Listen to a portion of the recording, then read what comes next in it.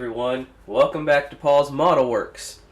This is my second update video on the post-apocalypse 59 Cadillac ambulance. You have to excuse me if I sound a little nasally or sniffing and coughing, but I'm fighting off a little bit of a cold right now. And so I'll probably be sniffing and snuffling during this video, but anyway, I wanted to go ahead and let you guys see my progress before I move on to my next step, which will be laying down the body color coat. So all I've done as of right now is primed and then put down my base rust coat on all of the body parts. I haven't done any work to the interior or anything like that yet.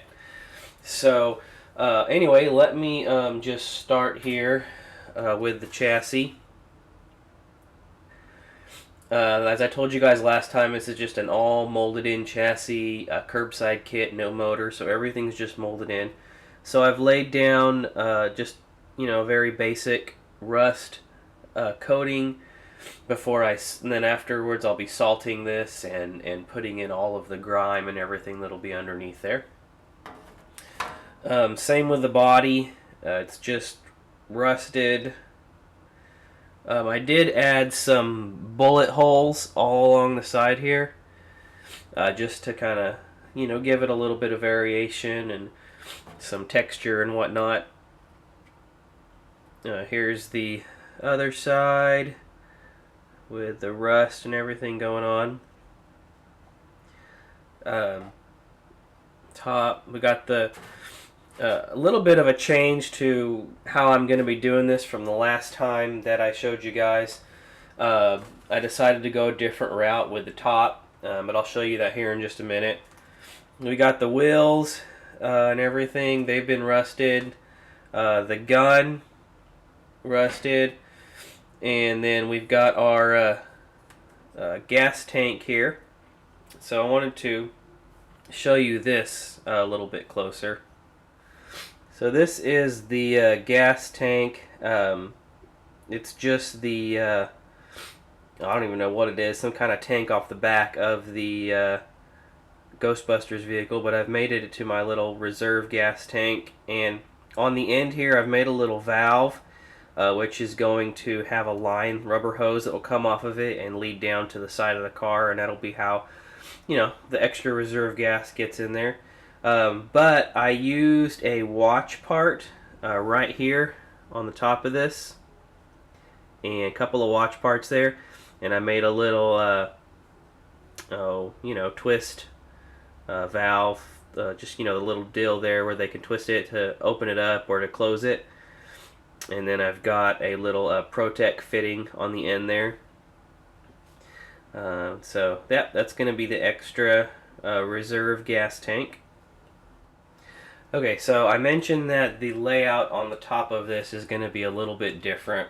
The last time I showed y'all across the top here, I had used the roof rack from the Ghostbusters car. So I've decided to ditch that because, I don't know, to me it just looked too much like the Ghostbusters car, and I don't want it to look like that. So I've changed it up, and here's what I've done.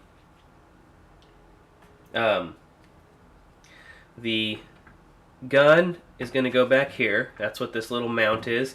And I'm going to leave it like this so that I can change it out, I think, and if I decide to, do something different with it. So that's going to sit back there. And then what I've done here is I've used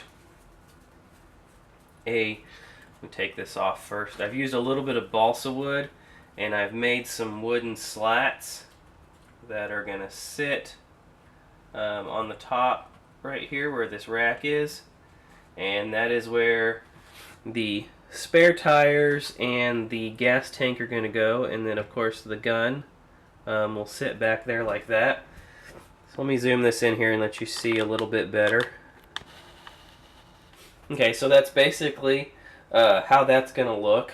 And then I'm debating on putting a light bar on the front here. It is an ambulance, so it may have a light bar on the front there. I'm not sure. But I am also going to put this little satellite dish somewhere on here. I'm not sure where, but it'll go somewhere up here on the roof. And, you know, it's going to be our way of tracking and staying in contact with the rest of the crew and everything, because they'll have some kind of radio and everything in there. And that's pretty much how the roof is going to look. I have also got another piece of wood here, and these wood has been made to look rough, everything, so I have these slats that are going to be on there.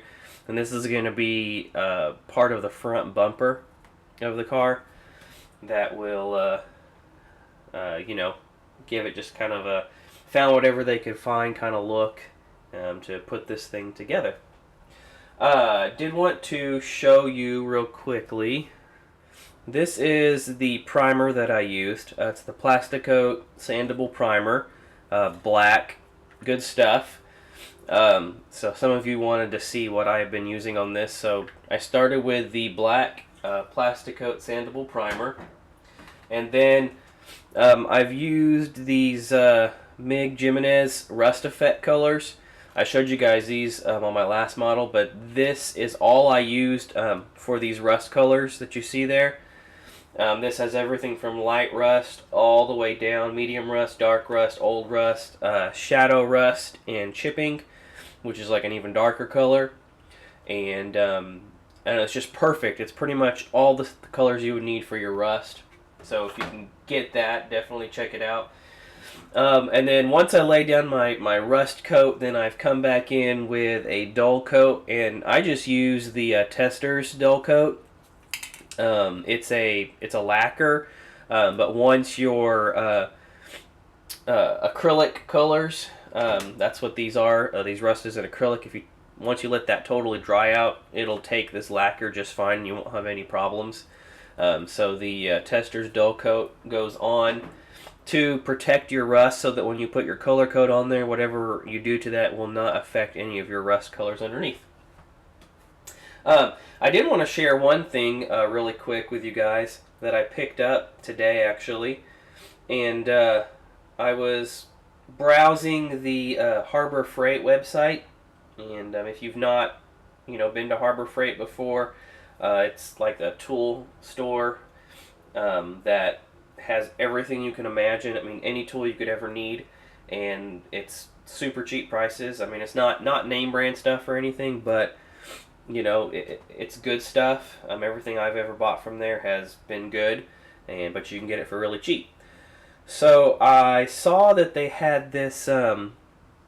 These are little brushes that you can use to clean your airbrush, and it's on a little key ring here, and they're just little like pipe cleaner brushes, and all different sizes, and they've got it right now for $1.99. So $1.99, not bad. And I've been wanting to pick up something like this, but wasn't sure where to get it, and Harbor Freight's got it. So if you've got one nearby, go check out their airbrush section. They've got all kinds of good stuff, compressors, everything that you could imagine, they have it. So anyway, that's it for me. That's my update. I will probably be working on a color coat on this here soon, and I will keep you guys posted. So until next time, keep building those awesome models. Eat, sleep, styrene, and I'll talk to y'all later.